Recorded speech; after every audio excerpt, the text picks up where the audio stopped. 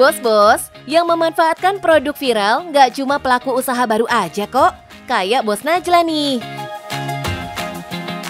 Setelah mengecap manisnya berbisnis dessert box, sekarang Doi melebarkan sayap bisnisnya dengan membuka restoran nasi jukut. Gak sekedar memanfaatkan si FOMO, wanita yang akrab disapa Kak Ala ini gak main-main menyiapkan bisnis barunya loh bos. Halo bos, nah kalau Bittersweet by Najla pasti udah pada tahu kan? Nah ini bisnis baru aku, namanya nasi jukut Kak Ala. Kalian bisa cobain di ojek online maupun datang langsung ke outlet-outlet terdekat. Ditunggu ya, yang penting apa? Cuan bos!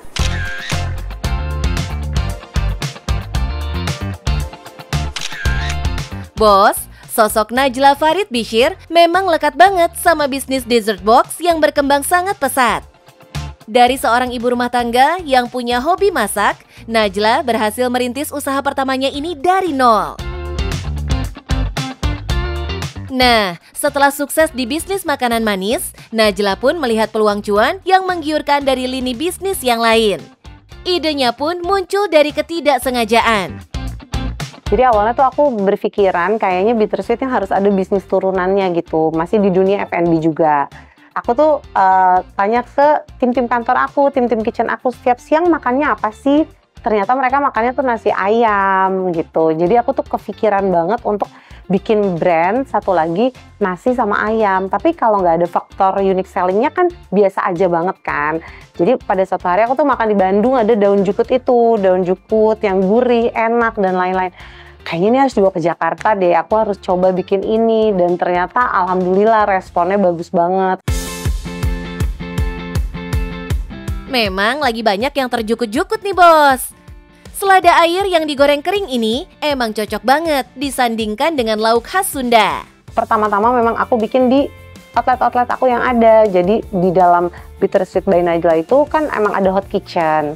Nah kebetulan orang-orang ini belum pada terlalu notice. Jadi mereka taunya cuma Bittersweet itu dessert. Sebetulnya kita tuh ada kayak nasi goreng, spaghetti dan lain-lain. Cuma mungkin kurang well known gitu ya, kurang terdengar. Nah gimana caranya? Aku harus bikin brand baru memang di luar Bittersweet. Tapi untuk awal kita menggunakan kitchen Bittersweet untuk mengecilkan operasional kitchen kita gitu. Dan ternyata alhamdulillah baru 1 bulan berjalan dia udah bisa ngegaji dirinya sendiri nih si nasi jukut ini. Alhamdulillah. Memang ya bos, kalau sudah berpengalaman di bisnis, semua rencana disiapkan sematang mungkin. Rasanya tuh nggak sulit untuk bikin si nasi jukut ini. Walaupun memang kompetitornya memang banyak juga, udah mulai banyak gitu ya.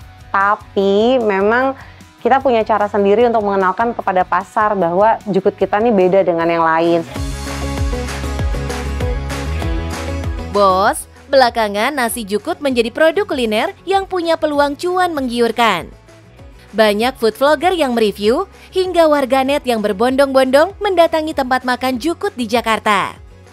Karena jukut atau selada air ini jadi produk utama di bisnis Najla, tentu Doi benar-benar menjaga pasokan jukut selalu aman. Kalau jukutnya tuh suami aku tuh sampai ke petani jukut di gunung, terus juga kita ambil di daerah Cipanas, Cisarua gitu. Kita benar-benar cari banget gitu petani-petani jukut karena penggunaan jukut kita lumayan udah puluhan kilo setiap harinya.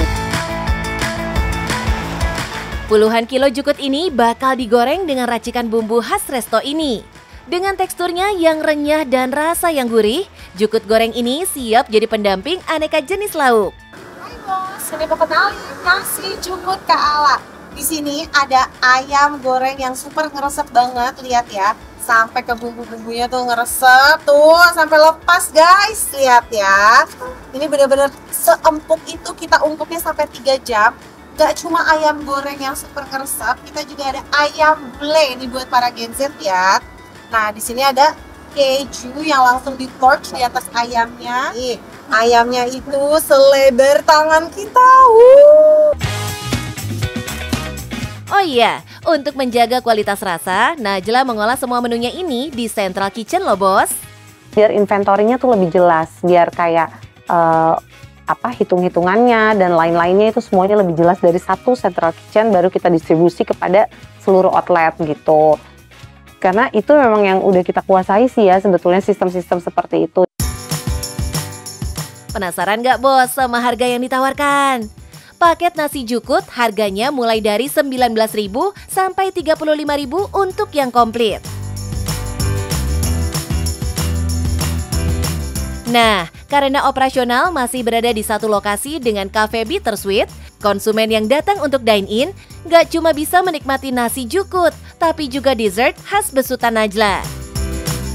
Sebagai seorang pelaku bisnis, Najla yang juga seorang ibu rumah tangga harus pintar membagi waktunya. Di bisnis ini, Doi masih mengontrol langsung stabilitas penjualan, baik offline maupun online. Bahkan untuk pemasaran dan promosi, nggak jarang langsung memakai akun sosmed pribadi Doi loh bos.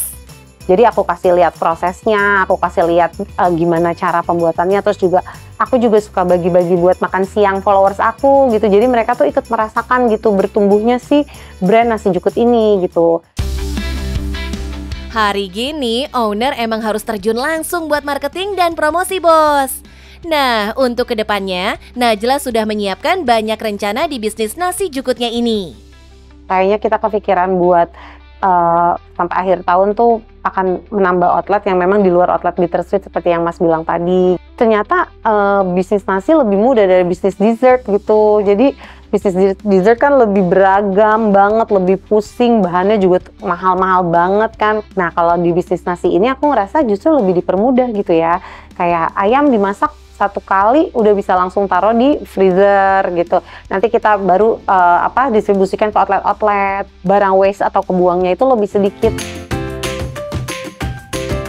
Dari Najla, kita bisa belajar. Sah-sah aja kok memanfaatkan hal-hal yang viral dan si FOMO untuk mendulang cuan. Yang penting selalu jaga kualitas bos. Buat kalian semua, terutama perempuan, pasti kita ngerasa banget punya keterbatasan, kita ngerasa banget punya kesulitan dalam menjalankan bisnis. Kalian tenang aja kalau udah waktunya dan kalian jalani dengan fokus dan jangan lupa ridho suami. Insya Allah semuanya berjalan dengan lancar. Semangat semua para UMKM Indonesia. Yang penting cuan bos.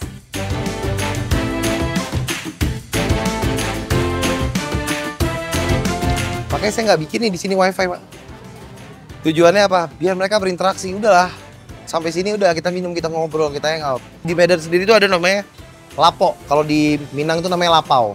Itu kayak warkopnya mereka.